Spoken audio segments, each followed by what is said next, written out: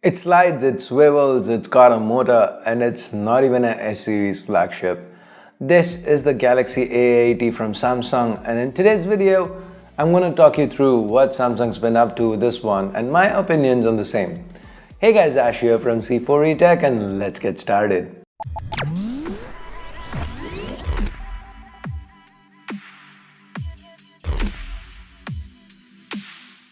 So guys, if you end up liking what you see, please do consider turning on notifications by hitting that bell icon. So let's start with that camera section.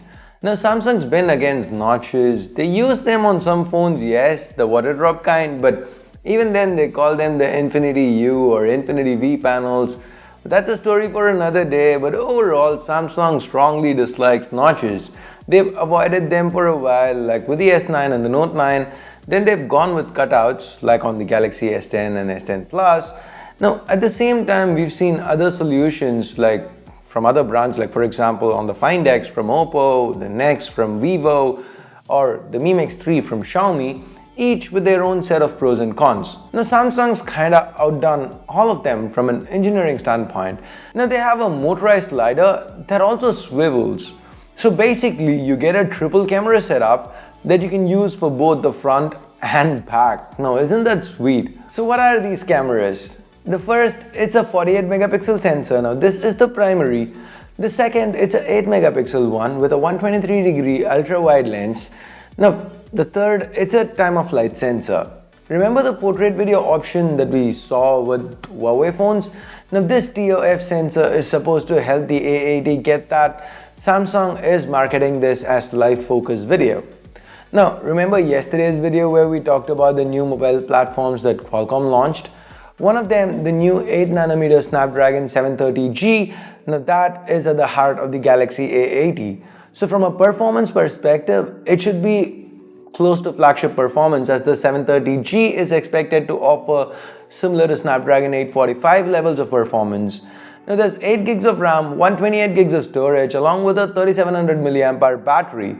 Just like the S10 Plus, it is supposed to be running on One UI built on Android 9 Pie. Now given all that Samsung's done from the build and design standpoint, they did have to make a couple of compromises here. Number one, remove the headphone jack. Yes, they did do that. And number two, remove micro SD. Now while it's sad to see these go, it is what it is. The ultrasonic fingerprint scanner from the S10 series is present here, and the phone has support for 25 watt fast charging via the Type-C port.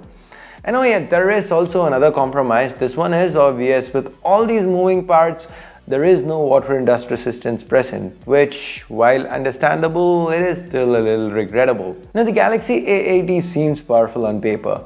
The optics, especially if that 48 megapixel sensor turns out to be the Sony IMX586, seems to be promising. The 6.7-inch all-screen AMOLED front, even if it's just a Full HD Plus panel, it seems immersive enough that I'd have no qualms with it being called Infinity. The Snapdragon 730G inside seems to be powerful enough too. Now if only Samsung can nail the pricing and launch it quick, I can't wait to get my hands on this one. In Europe, it is priced at 649 euros, which converts to about 50,000 Indian rupees.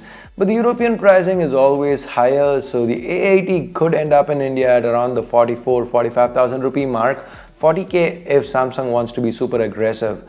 Possibly at the same segment as the upcoming OnePlus 7. Now, the A80 seems to be one of Samsung's freshest phones in a long time. It also seems to be one of Samsung's best spec'd non-flagships in a long time too. It's quite heartening to see Samsung take the mid-range this seriously again. So there you go, my thoughts on the Galaxy A80 from Samsung. Now tell me yours. What do you think? Interested? Worried about the moving parts? Let me know in the comments below. And with that, we get at the end of this video.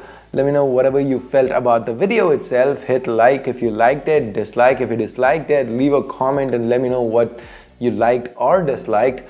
Want to watch more of my content? Subscribe and turn on notifications by hitting that bell icon. Want to watch more of my content right now? Check out either of these videos or my other channel, FTJ.